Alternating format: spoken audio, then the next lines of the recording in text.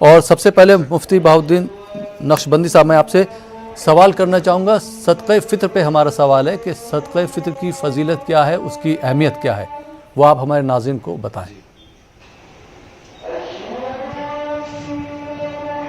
بسم اللہ الرحمن الرحیم نحمده ونصلي ونسلم على رسوله الكريم وعلى آله وصحبه اجمعین اما بعد. ناظرین کرام، دین اسلام نے بندوں کے لیے اللہ سبحانہ و تعالیٰ کے قریب کرنے کے جو مواقع ہیں، ان مواقع میں اور ان افعال میں، ان اعمال میں ایک صدقہ فطر کو بھی شامل کیا ہے. جس طرح بندہ زکوٰۃ دے کر اپنے مال کو پاک اور صاف کرتا ہے، اسی طرح صدقہ فطر کے ذریعے سے بندہ اپنے بیماروں کا اور اپنے مصیبتوں کا اور اپنی پریشانیوں کا علاج کرتا ہے. نبی کریم علیہ الصلوۃ والسلام نے صدقہ فطر کے تعلق سے ارشاد فرمایا، حصنوا اموالکم بالزکاۃ وداؤوا مرضاکم بالصدقہ. صدقے کے تعلق سے سرکار نے فرمایا کہ اے لوگو، تم زکوٰۃ کے ذریعے سے اپنے مال کو پاک کرو اور صدقے کے ذریعے سے اپنے بیماروں کا علاج کرو. تو صدقہ فطر کی فضیلت اور عظمت نبی کریم علیہ الصلوۃ والسلام نے اپنے احادیث مبارکہ کے ذریعے سے بیان فرمائی ہے کہ صدقہ فطر جب بندہ ادا کرتا ہے تو اللہ سبحانہ و تعالیٰ جو ہے اس کے روزوں کو قبول فرما لیتا ہے. حدیث پاک میں یہاں تک بیان کیا گیا ہے کہ بندے مومن کا روزہ اور اس کی عبادتیں اس وقت تک آسمان اور زمین کے درمیان لٹکی ہوئی ہوتی ہے، رکی ہوئی رہتی ہے، جب تک کہ وہ اپنے صدقہ فطر ادا نہ کرے.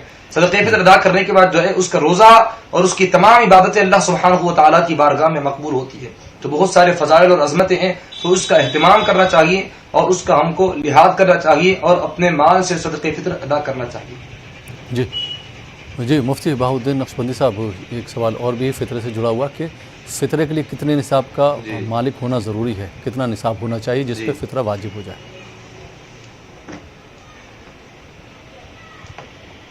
دیکھیے، زکوٰۃ کے واجب ہونے کے لیے جس طرح نصاب کا مالک ہونا ضروری ہے، صدقہ فطر کا مسئلہ اس سے جدا ہے. صدقہ فطر کے لیے نصاب کا مالک نہیں، بلکہ اگر اس کے پاس بنیادی ضرورت کے علاوہ اگر پیسے ہو، اگر مال کی فراوانی موجود ہو اور اس کے ذریعے سے جو ہے وہ اپنے کھانے پینے کا انتظام کر سکتا ہے اور اس کے علاوہ اللہ تعالیٰ کی بارگاہ میں خرچ کر سکتا ہے اپنے حسب سہولت اور حسب استطاعت، تو اس کے لیے جو ہے صدقہ فطر ادا کرنا ہوگا.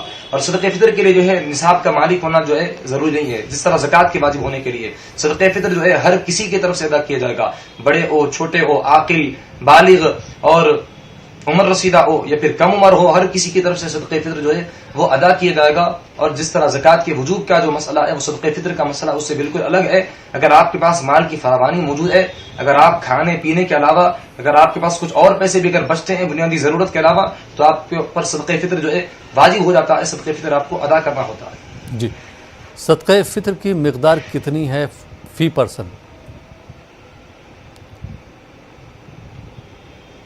جی صدقہ فطر کے متعلق ہر آدمی کو اپنی اپنی طرف سے جو صدقہ فطر نکالنا ہے اس کی مقدار کیا ہے. دیکھیے، اس میں جو ہے علماء کرام کے درمیان میں دو اقوال ہیں.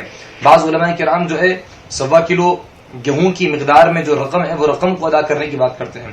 لیکن حیدرآباد دکن کی جو علماء کرام ہے وہ علماء کرام کی رائے ہے اور ان کا قول یہ ہے کہ 1.25 کلو گیہوں، 1.25 کلو جو گیہوں ہے اس کی جو قیمت ہوتی ہے وہ قیمت کو جو ہے آپ کو ادا کرنا ہوگا. اگر آپ گیہوں ادا کریں گے تو پھر آپ کے لیے بہتر ہے، لیکن اگر قیمت ادا کریں گے تو قیمت کا ادا کرنا اس سے زیادہ بہتر ہے اور اس سے زیادہ فضیلت والا عمل ہے.